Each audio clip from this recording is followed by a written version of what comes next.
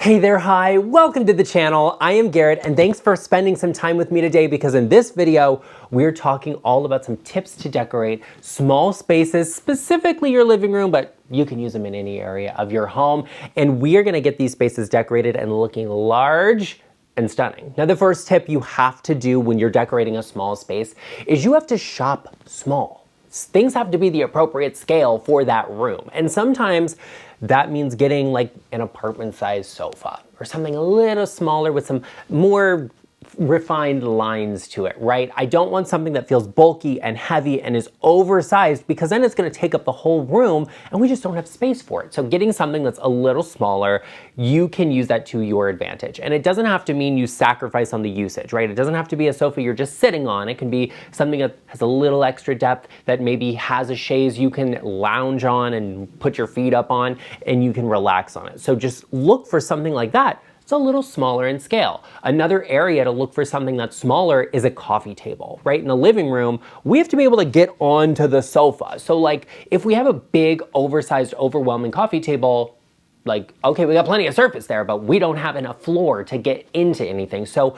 in that area, I might look for 2 nesting tables instead of 1 large coffee table, or I may even opt to do a coffee table and an ottoman layered together so that I get a more linear effect and I have these slightly smaller pieces. Because remember, when you see more of the floor, the room is going to look bigger. So these smaller pieces let you see more of the floor and then the room feels more open and much larger. And the same thing goes for an accent chair. Look for something that has slightly smaller proportions and is more open underneath so it feels a lot bigger than it is. Now there are some areas you cannot skimp on the size of, and that's okay, but for those areas where we can get furniture pieces that are just a little more compact and have a little bit more refined lines to them, it's the way to go to take the fullest advantage of your space. Now, sometimes the way you're gonna take advantage of your space is not just through the size of furniture, it's gonna be the placement of it. And I'm not just talking about like, what layout are you gonna use? Usually in a small living room, this is pretty simple, it's pretty straightforward, and you don't have a lot of options, and that's okay. But when it comes down to like, where are we gonna put the sofa? Put the sofa against the wall. Okay, don't limit yourself to some of these design rules and it's like expensive homes don't have the sofa against the wall. Okay, well small homes do. So what are you gonna do about that? And sometimes just because your house is small doesn't mean it's inexpensive, right? Look at any major city and the housing price is there and tell me what's what. But don't be afraid to break some of the rules to make your space work for you. If you're gonna put your sofa against a wall, for example, like do it. I mean, like I can fit my hand behind this sofa here, but it's pretty much against the wall because this is it's my office, it's my studio here in the house. It's not my living room. So like sometimes I have to make that compromise and that's okay. If you're going to do that, do it, but then let's go oversized on the rug so it feels really layered and intentional instead of it just being like, well, the rug's in the middle of the room, the sofa's against the wall, right? Like we can provide those layers in the space that makes it feel luxurious and beautiful and expensive while taking advantage of every inch of space we have. Plus, if you said to me, Garrett, should I either have my sofa off of the wall but go for a smaller one or have it against the wall and go for something a little deeper, I would say, what are you gonna use? The deeper one is probably more relaxing and a little more comfortable, so then go for the deeper sofa and put it against the wall, and then let's get the right size rug for that. I want the rug to go halfway to 3/4 of the way under the sofa, so I wouldn't have it touch the wall if I had the option of it not touching the wall. That way we get that layered look. It feels intentional. It feels like we have a big, beautiful, oversized rug. We have a coffee table, maybe a chair or 2 across from you, a console under the TV that's the right size. This is going to make your space feel good, actually be usable, and it will make you have access to more of the floor, and that makes your living room feel bigger. So 10 out of 10 for me. Don't be afraid to push the boundaries on design. Put the sofa against the wall. It's okay. It doesn't mean your house is cheap, okay? It just means that like you're actually using good design principles and taking advantage of your space. So look out to do those things and your living room will feel big, beautiful, and you will actually be able to enjoy and use it, which is the whole point of having a space in your home. I know sometimes it's hard to make those decisions on your own, but don't be worried about it because I've got you covered. I have your back. You can always book a one-on-one virtual design consultation with me where you can show me around your home and I can answer some of those difficult questions for you. We can figure out the perfect layout for you. We can take the most advantage of a small space, or we can figure out how to decorate a really big one and have a lot of fun too. So be sure you head to the link in the description box down below or go to intro.co/GarrettLeChic. Now, while you're down there checking out that link, be sure you head over to my Amazon storefront where I have got all of my favorite products linked, and there's some great things in there that can help you decorate your home and get it looking gorgeous, whether it is a small home or it's a large. So be sure you check it out, linked in the description box down below. Another trick I like to use in a space that's a little smaller, maybe it has lower ceilings, is to use low profile lighting. And that basically means I don't want lighting that's super tall or hangs really low because it's gonna make the space feel cluttered and full. I wanna have really great lighting. I love that, it's one of my favorite things in the world. You all know this. But if we have lower profile lighting, it means that we can actually kind of open the space up and it feels a little bit bigger to have a light that's closer to the ceiling. And I'm not saying go for something flush mounted or, you know, you have to have like a chandelier that's hung like one link below on the chain, like from the ceiling. It doesn't have to be that thing, but it can be something that's just a little closer or projects light upward onto the ceiling. There's also 1,000,001 hacks in my Amazon storefront for like renter friendly ideas you can use to cover up an ugly light fixture and add something pretty on there. So be sure you check it out in the description box down below. And also be sure you're thinking about where else can I add lighting into my home. So like one of my favorite places is behind a television, right? There's LED lights you can have that actually follow the movement on the screen, or it's just a really soft, beautiful glow because most of us have a TV in our living rooms and that's okay. You can also do low profile lamps on either side of a sofa. Those are really beautiful to get that soft glow and feel without, you know, having a harsh bulb just exposed or like some big tall lamp where you can see under it and see a bulb. I really dislike that because it just makes the space uncomfortable. So use some of these best practices and put them in place so you actually like the space you're in. Also, if you're doing floor lamps, for example, I like a lamp that I can angle towards a wall so the light shines onto the wall. I get a soft and beautiful glow that doesn't feel obtrusive, obnoxious, large, and overwhelming for the space. You can do something more refined that has that look to it. So all of these are really important things to remember. Look to see where can you add lighting in a creative way and what sort of lighting is out there. Right now, these like really low looking lamps are super in that project light downwards. Those are beautiful too, especially on a lower piece of furniture to get that look. Also, don't forget about your coffee table. If it's floating in the middle of the space, a rechargeable light is a 10 out of 10. I absolutely love them to add a little bit of extra lighting into an area where you don't have access to a plug and you don't want cables or wires. Love that for you. Another trick to use in a small living room is to make sure your television console is the right size. I really don't love when I see a TV that has an inappropriate size console underneath. And what I mean by that is it's just too small. I don't want to have a little tiny console underneath a TV because if you have a big TV, which that's just where we are, okay? Like if you're gonna hang out in your living room, you probably wanna have a big TV, so get a big TV and that's fine, but have a console underneath it that is the correct size. 1.5 times the length of the TV is a good starting point. It's going to create a really strong sense of balance, right? We're gonna have something bigger below a really big thing like the TV, and so it's going to balance out the proportions, and that's great. Plus we get a little bit of space on either side of the TV where we could add a lamp, we could add a tall piece of decor so it feels good and we can actually have things on there that aren't blocking the TV or covering it up. And if you can go even bigger than that, I suggest it. I had a client I recommended, she had something built in wall to wall underneath her TV, so we had a lot of extra storage space, we had a lot of space for some oversized decor pieces, which is also a great recommendation for a small living room. Go bigger on your decor instead of having a lot of little things that feel cluttered. But that was something that would work out well for her. We could mount LED lighting underneath, so she had some beautiful soft lighting. It felt very luxurious, it looked beautiful, and it got her to the point where like we were ticking all of the boxes, adding extra storage, and it's a built-in. These are really good things to think about, especially in a small space. Like you want to take advantage of every inch of space you have, so if you can go with a built-in, that might make sense for you.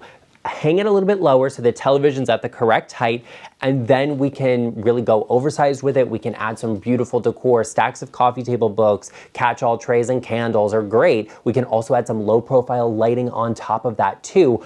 do lights behind the TV. These are all great practices to put into place to get your space looking and feeling beautiful and luxurious and intentional, like it's supposed to be that way. And if you're on a budget, you can actually get 2 smaller pieces as long as they have clean square corners and sides on them, and you can put them right next to each other and nobody can tell the difference. No matter what your home is or your style is, be sure you're thinking about these principles and putting them into place, and be sure you're getting some great design advice, which you clearly have found here. So be sure you join us and hit that subscribe button. We would absolutely love to have you as a part of our LeChic family, where we talk about interior design and things that make our houses look beautiful, and I'd love to have you as a part of our LeChic family. So hit that subscribe button, give this video a like, and I'd also appreciate if everybody could give this video a little bit of hype to get it shared across YouTube's platform. Another trick that's going to make your living room look bigger, more beautiful, and just be more stunning, I don't know what to tell you, is to use height to your advantage. If you have a small living room, you may not have a lot of floor space, and that's okay, right? Like, that's fine. Not everybody does, and we get it, but what everybody does have is ceiling height. Like, your ceilings are a guaranteed height, like whether it's 8 feet, 9 feet, 10 feet, like you have taller ceilings. And so let's take advantage of them. And I'm not gonna say hang your artwork higher. I'm gonna say get bigger artwork that sits a little higher, right? I don't wanna see small pieces hung too high. I wanna see artwork that's oversized. That way we get that vertical element. I wanna see you take your drapery floor to ceiling so we get more of those vertical lines. I wanna see you do a ceiling accent or detail, add a medallion onto your ceiling, paint it an interesting color, add crown molding so that our eye is drawn upwards, right? So we get this more vertical element. It's going to make a small space look bigger. It's going to make the ceilings look taller, and it will distract us from the fact that there's not a lot of space down below. So using height to your advantage is a great trick in a small living room. And there are more vertical elements you could use. Like I said, big oversized artwork is a great one to bring into your space, right? It brings your eye upward. You could use bookcases, like floor to ceiling bookcases. That's a great place to bring a vertical element in. Or we can use some tricks to draw your eye to the ceiling. Maybe it's extra trim and detail. Maybe you're painting it an interesting color, an accent color. Maybe you actually color drench your entire living room so that we kind of blur the boundaries of where things start and stop. That can be an interesting trick to use as well. Once we add like floor to ceiling drapes in a color drenched room, forget about it. I can't tell you how tall the ceilings are. And if I can't tell you, that's saying something, because I'm pretty good with measurements. I could clock, 8 feet, 9 feet, but that's a tricky one because you're playing around and disguising where those boundaries are. So use some vertical elements to help you take advantage of your space. Now, that's not to say I want everything to be vertical. I want most of the furniture down below to sit a little bit lower, to be more horizontal. This creates an imbalance in the space, right? We have these big, tall vertical elements, and then we have some low profile ones. It creates the illusion that those taller elements are taller than they are. This is a trick a lot of theme parks use, or they use to create movies, right? We play with the dimensions and we create the illusion that things are taller than they are by pairing them with things that are smaller than they are. So when you do that, you're going to make your ceilings look taller. We use height to distract from the fact a room is small. I love this trick, okay? It's like playing with psychology, right? Like, this is very interesting to me. So do this to your advantage and your space will be stunning. Something you should be thinking about doing in a small space is the level of contrast you are using. And what is contrast, right? It's a difference between two things. So black and white are two different things, and they're contrast and they stand out. But if I wanted to use really high contrast, that's what I would go for. I'd go for black and white because they are the opposites, right? They stand out from each other. But in a smaller space, using really high contrast isn't always your best friend. Sometimes you want to use low contrast. And that means I want to use tones and colors that are very similar to each other. Not necessarily the same, but similar. An example would be here in this space behind me, right? I have cream colored walls. They're an off-white. It's a color called Asiago. It's beautiful. It's a soft white. My sofa is almost the same exact color. So they're blending in together. There's not a lot of contrast there. When I have framed artwork in this space, it's framed in either gold or it's framed in wood and brown tones, because that is a softer contrast. It's closer in color and tone than something like a black frame would be, because I want to minimize that. It draws a little less attention to it, but it also doesn't distract my eye. I'm not drawn to it as much, and it creates a sense of lightness in the space. It doesn't have to be light, okay? Like you could do dark navy walls and then do wooden frames or black frames on them. That's less contrast than having a silver frame, right? Because it's closer in tone to the color of the wall. Using that lower contrast creates a space that is softer, that's easier to take in and see, and it doesn't distract us, it doesn't draw our attention to one point or another. That's kind of the same thing as color drenching, right? Like if you paint your ceiling a dark color and your walls a dark color, they don't stand out as much as painting your walls a dark color and your ceilings a dark color. So if you paint your ceiling a dark color, it may look a little bit lower actually. It'll draw your attention to it, but it might look a little lower, as where color drenching isn't gonna do that. You can use this trick in many different areas. One of my favorites is with drapery. So we do floor to ceiling drapes, right? That's always gonna make your space look taller. Your ceilings are gonna look high and it's gonna look stunning. What I'll do in my home is use brass hardware because it's a softer transition, right? It's not like black, it's not bronze, it's not drawing too much of my attention because things are already so light and so bright. I'm using a lot of these principles in place, like oversized artwork and lower furniture that are making my ceilings look taller in my home. So using a lower contrast moment like that plays to my advantage, as where if you have a lot of heavier things down below, we need some of that weight up above. So I might use a bronze drapery rod in that place to really create that dramatic difference in height and feeling. Those are tricks you can use. Lower contrast is always going to make a space look softer and easier to take in, whether you're using all darks or all light tones. Using all of these tips together will get your living room looking stunning and beautiful. And whether you want it to look bigger or just more luxurious, these tricks will help get you there.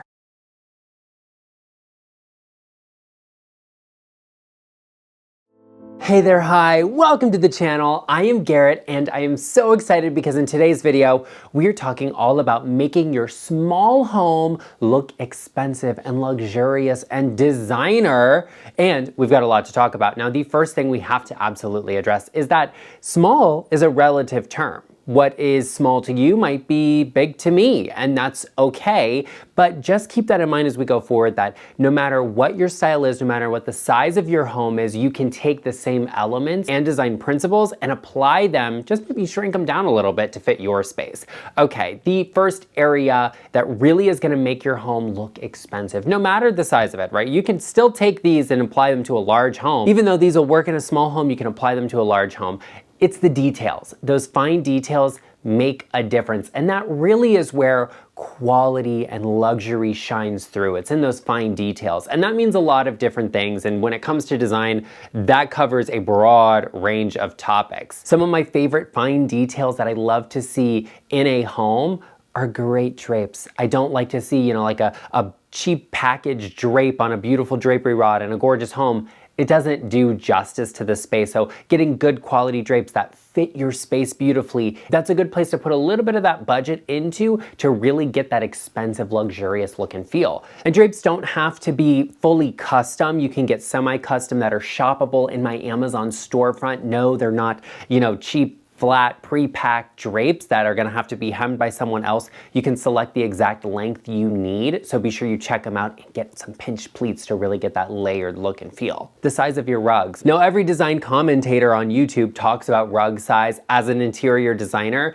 this is something I actually think really makes a big difference. You should either have all of your furniture on the rug, but sometimes in a smaller space, the furniture isn't floated in the middle of the room. So half or 75%, 3/4 of the way underneath the furniture is okay. Like if you have your sofa against a wall, have the rug extend underneath it substantially, but not all the way, to get that really layered look and feel. And then, an accent chair, a coffee table that should sit entirely on the rug. One of the details I think a lot of people overlook is one of my favorite, which is actually lighting. I talk about lighting all of the time and I tell you to put a lamp in every corner, have layered lighting, soft lighting, but there is so much more to lighting. The temperature of it, I like a warmer light, and a lamp, I like a 2700 light bulb, or if you're doing LEDs, you may not get to choose, but go for warm lights. For an overhead fixture or, recessed lighting, under cabinet lighting, you can go a little bit brighter than that, and even a little bit brighter than that. Let's say you do 3,000 in under cabinet lighting, and in your kitchen, you could maybe go 3,500, 4,000. That's a good mid-temperature in a bathroom where you need to kind of see what you're doing. But it's all about not seeing bulbs in public spaces or areas where you're relaxing. In a bathroom, chances are we're gonna see a light bulb, okay? It needs to be really bright, and that's okay. If you look into the recessed can light, yeah, you're gonna see the light bulb, but on a lamp next to a sofa, you have to make sure that the height of the lamp is low enough that you don't see the bulb, right? That's a detail that doesn't look luxurious or expensive. I personally love a vintage lamp, and you can get a vintage lamp with a new shade on it, or, there's plenty of great lamps at thrift stores, at Home Goods you can find. Just make sure it's the right height for the space. Because when we see a bulb, when we see that direct light, it's very harsh. There's some more great lights in my Amazon storefront, including this wonderful one right here behind me with a pivot mounted actual light, so I can make it shine on the wall, but I can also angle it to look at a book if I'm sitting here reading. Lots of great lighting out there. Having good lighting makes your home look expensive, but it's all about the details in that lighting and the placement of it, the style of it. We don't want to see those harsh bulbs, so be sure you're really giving that some strong consideration. And I always say on those overhead lights, add a dimmer. Another detail I think is often overlooked but makes a really big difference in a home, especially a small home, and really sets the tone. It makes it look and feel designer and expensive, is the scale of items you're bringing into the space. Scale is a term that we use instead of size. Size is small, medium, large, right? It's not descriptive enough to describe the way something visually looks. So the scale of furniture you bring into your house matters. You can have something like the sofa I'm sitting on in my studio here. It's actually a small sofa. It doesn't have too much depth, it doesn't have too much length, but it's larger scale because it's completely closed underneath. It's a completely closed back on it. It makes it look a little larger, a little heavier than it actually is. It takes up more visual weight, so that is larger scale. Something like a coffee table or, a dining chair that is open underneath, that's a smaller scale item, and that makes a difference too. So you can balance those out. Get a larger scale sofa with a smaller scale table or accent chairs to really make a space feel open and bright, and that sort of thing makes a space feel a lot bigger, and that's what you might need in a smaller space. You can also play around with balance and scale together, and we'll talk about that in just a minute. But if you are having any difficulty finding the right elements, the pieces, or choosing things for your home, whether that is coming up with a layout, a paint color, I am at your service. You can always book a one-on-one design and decorating consultation with me where I can answer any and all of your design and decorating needs. Just use the link in the description box down below or go to intro.co/GarrettLeChic. When it comes to a small home, we have to be specific and intentional with the choices we're making, and one of those is actually the color schemes we're using throughout the entire home. Now, there's obviously going to be some exceptions to that. If you have multiple bedrooms, your kids have their own rooms, we can let the kids do their own thing. But in the public areas that flow together, we need our color schemes to be consistent, and they need to work together. What does that mean though? Well, if you have multiple smaller rooms that connect to one another and they have, a flow to them, we don't want to have them be completely different in a jarring way. We want them to feel like it's meant to be that way, like it works with the other rooms. For example, I would not paint this room white and the hallway green because it's a strong contrast. There is not a green reference here that's strong enough to make that make sense.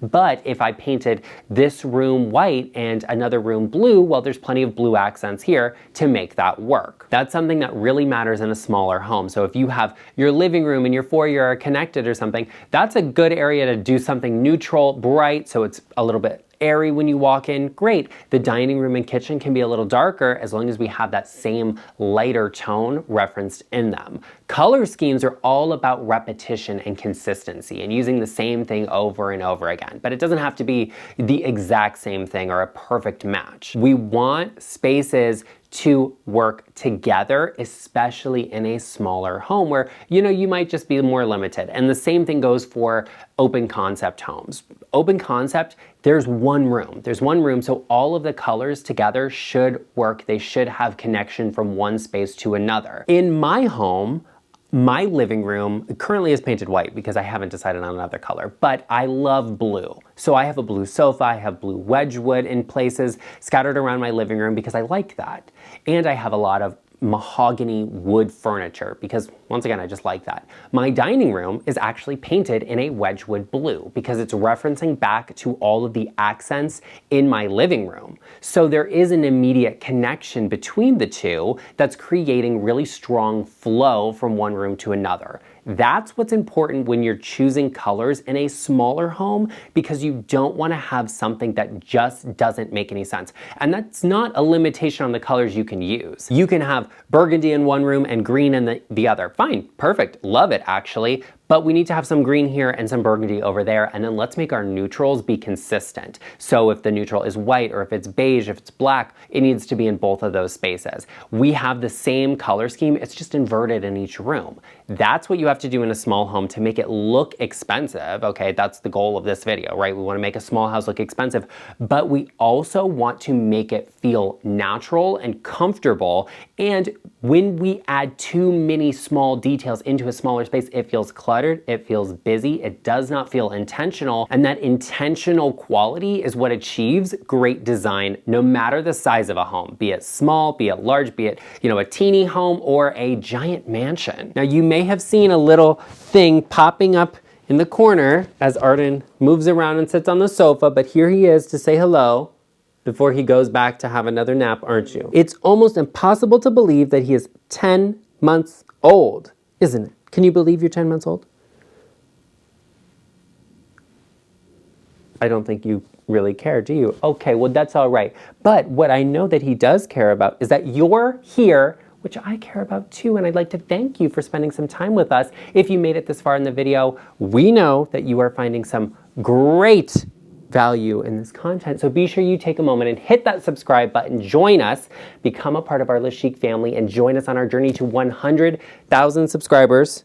Call yourself an OG by hitting that subscribe button. And I would also greatly appreciate it if you gave this video a like. Wouldn't you appreciate that, Arden? Wouldn't you appreciate that? I think the only thing he'd appreciate right now is being set down so he can go back to his nap. Okay, we're gonna set you down and we'll get back to the video.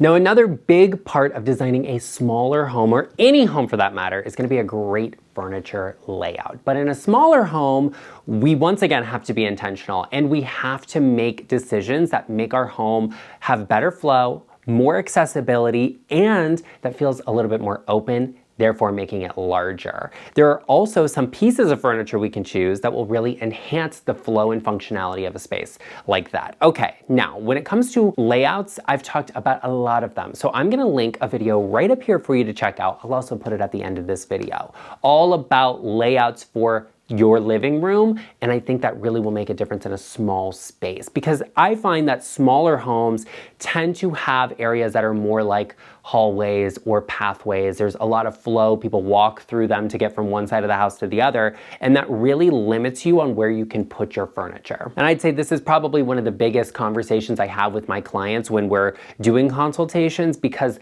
that can be so difficult. Now, I would say you start with the living room, for example. What do you have in the living room that we want to disguise, that we want to hide when we first enter? And for me, that would be a TV. And sometimes you just have that limitation where the wall is gonna be right there when you walk in, you're gonna see the TV, there's only one place for it, that's okay. But let's talk about where that goes, and then where's the sofa gonna go that we can sit there and see it and watch it. I also want to see as much floor space as possible when I walk into that room, no matter which direction I'm coming from. That's gonna limit me on the furniture choices I'm making. You can achieve something like that in your living room by being intentional with it. And I think a lot of people have an opposition to putting a piece of furniture with its back to a window. And unless you've got a really great view, I think it's okay to do that. It's, sometimes that's just the limitations that your space has. It's okay. In older homes with smaller living rooms, I think sectionals are amazing because you get that extra seating there. And it has an L shape, it feels kind of natural in a space like that. Accent chairs are wonderful. It's really just about finding the right size rug and a round coffee table to go alongside those to really increase the flow. Something like a dining room though, a piece of furniture is going to make the difference there. A round dining table will allow you access to more of the floor than a square table will, and it actually gets you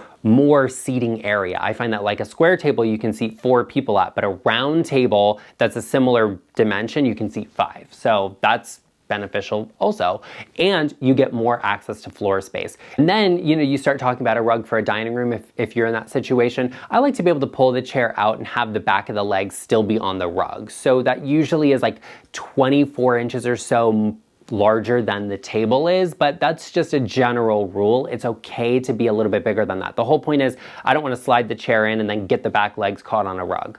So just bear that in mind. When it comes to a small home though, layouts make a big difference.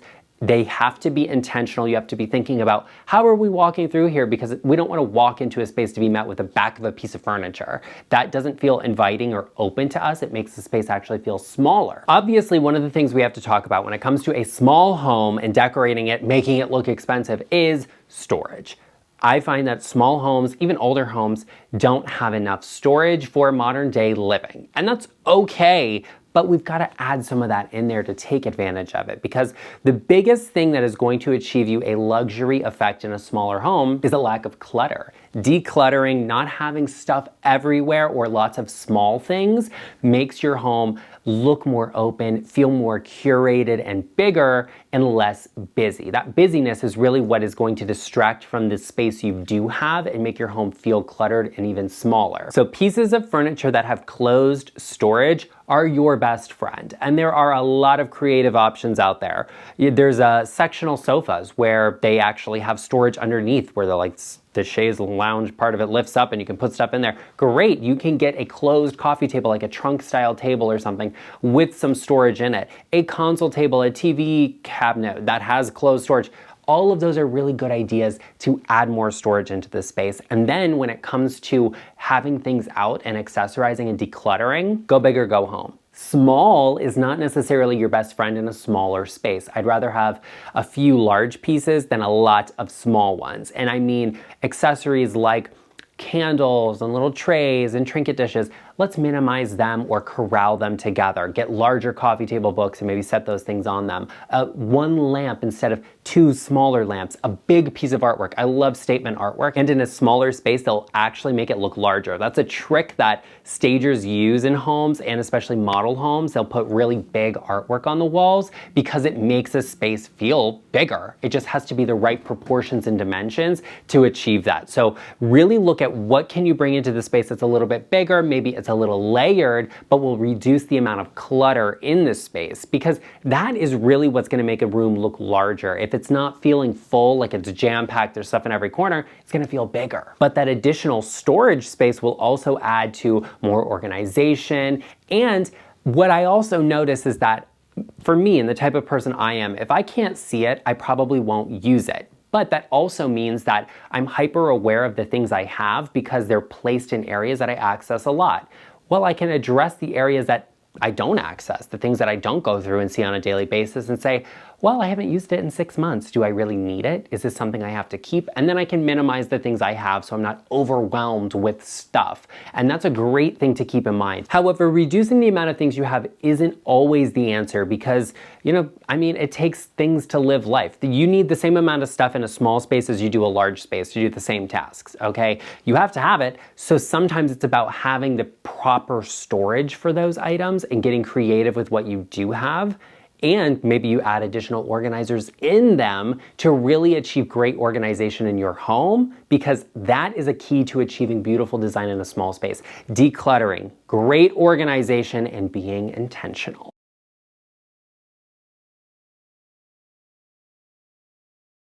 Hey there, hi, welcome to the channel. I am Garrett, and sometimes you just have a smaller space, okay? I'm not out of touch with reality. I know how normal people live, and let's have a conversation about how to make those smaller spaces look bigger. So, grab a coffee, grab a tea, and let's get into it. As you all know, one of the first reasons a small space will look small is because it's small. It is small, but it's gonna look even smaller if you have a lot of big, oversized, or bulky furniture in it.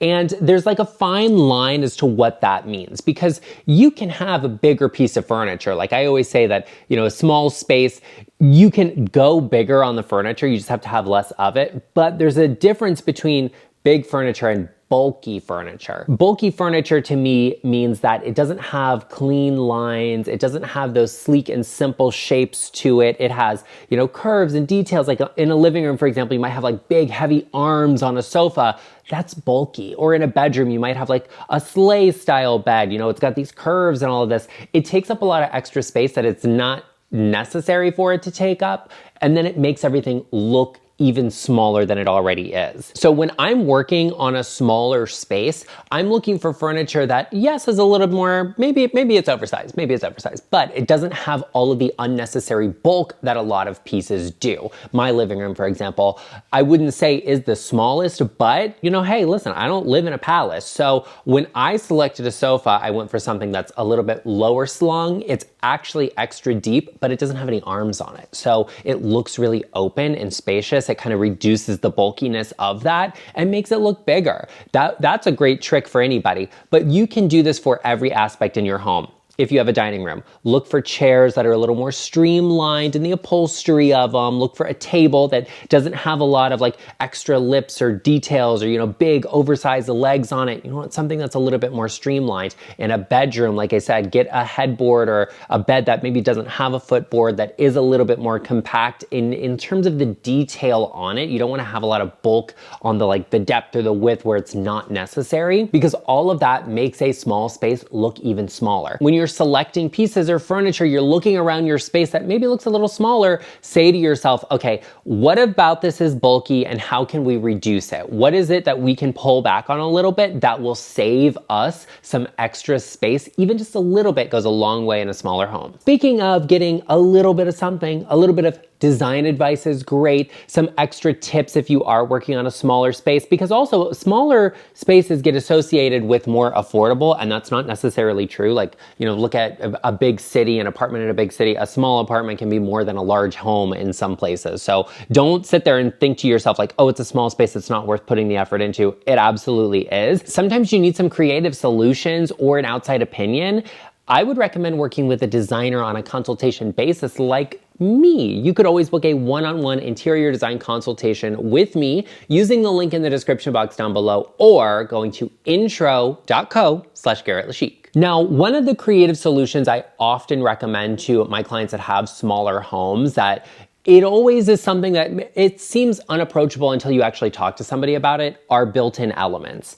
And built-ins can come in so many different shapes and forms and sizes and all of the things that it really takes getting creative with it. And one of the reasons I really like built-ins is because it reduces that space just a little bit more. Sometimes we can off-center something and then gain some actual floor space, or like a walkway, a pathway that you could then use. An example is a banquette. So if you have a dining table with chairs, like let's say a round dining table with 4 chairs, that's what fits best in a smaller space.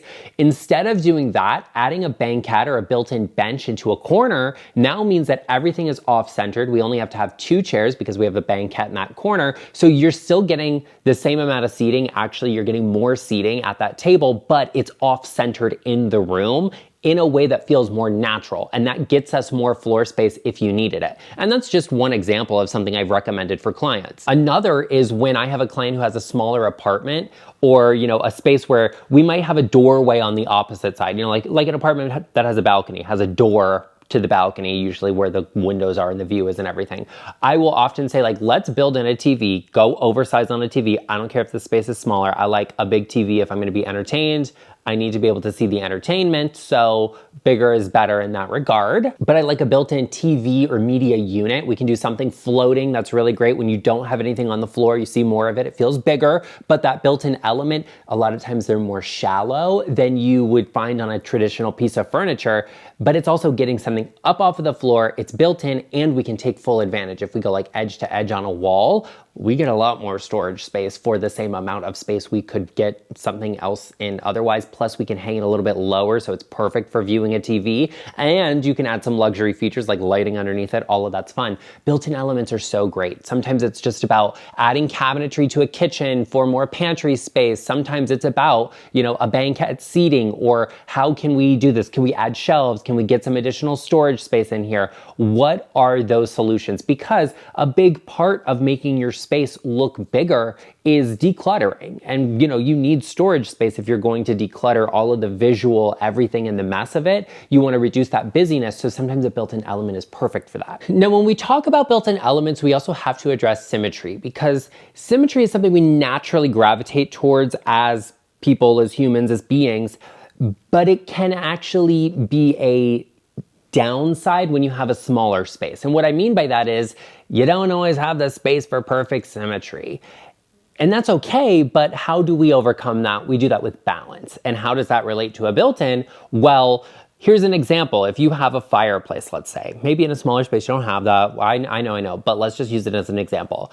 And you have room for a bookcase on one side of it. You might not have room for a bookcase on the other side of it. So then a lot of people will get stuck in their head and be like, okay, well, I can't put a bookcase there because I can't put one on the other side. So what do? I'm just gonna leave everything in a pile on the floor. No, what we can do is put a bookcase on one side, and then maybe we flank that with a larger piece of art or a mirror, or we could even do, you know, a chair with a cantilevered floor lamp that fills in that space a little bit. A potted plant's great for adding balance as well.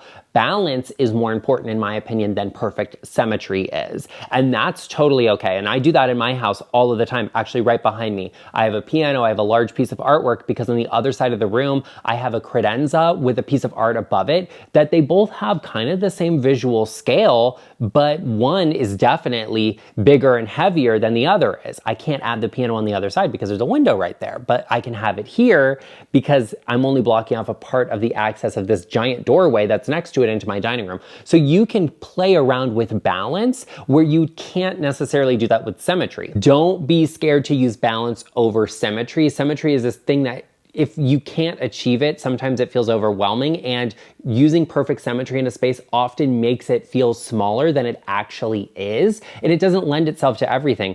Even a normal house, I love my home. It's beautiful, it's great, I'm so proud of it. It's not perfect, okay? It's not perfectly symmetrical. For my fireplace, I think it's like 4 inches off center, and then the mantle is 2 inches off center on the fireplace. Like, it's a whole thing. You can contend with absolutely any of that by using balance in place of perfect symmetry, because not everywhere has it, and that's okay. Something else that's okay for you to do, and I would highly recommend you take advantage of, is joining us, becoming a part of our LeChic family by hitting the subscribe button. We are a community of interior design lovers, and we post at least 2 videos every week. So we'd greatly appreciate if you took a moment and hit that subscribe button and became a part of our LeChic family.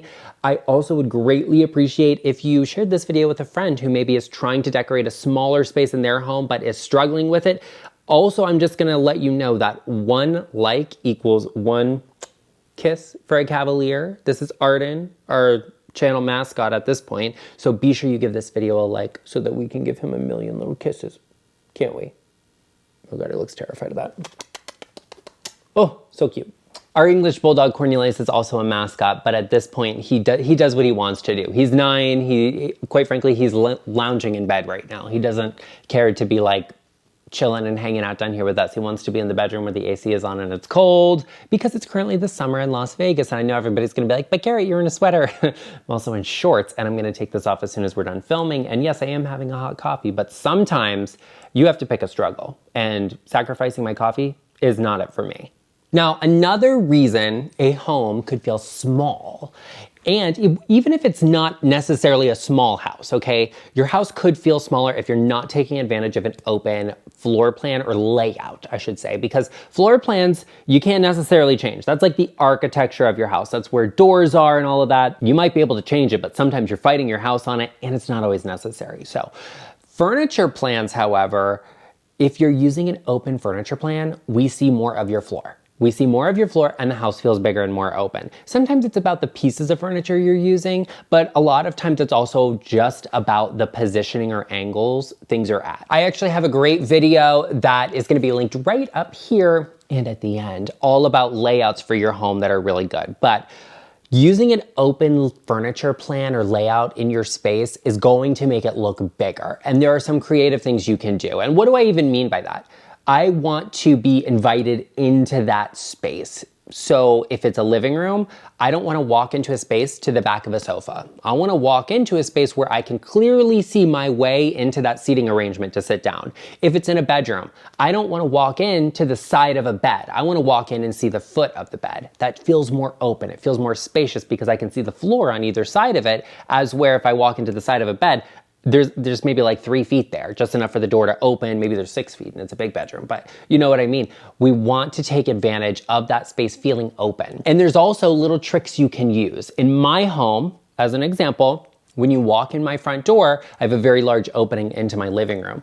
And instead of having 2 sofas flanking each other, I have a sofa and 2 chairs because the 2 chairs are more streamlined and are slimmer than the sofa is, so you see in between them and you see more of the floor. You can actually see the floor from the front door all the way through into my dining room. It makes my house feel huge, even though it's not necessarily like that big of a house, okay? Like, I'll be honest with you, but that's fine.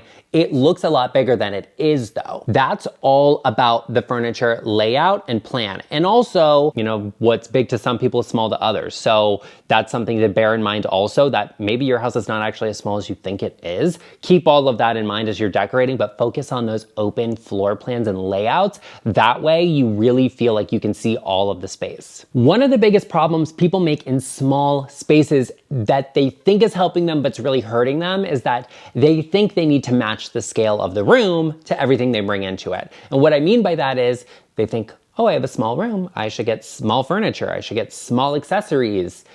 No, actually, bigger is better in this instance. And I don't want to see a little room with a little piece of art because you probably have normal ceiling heights.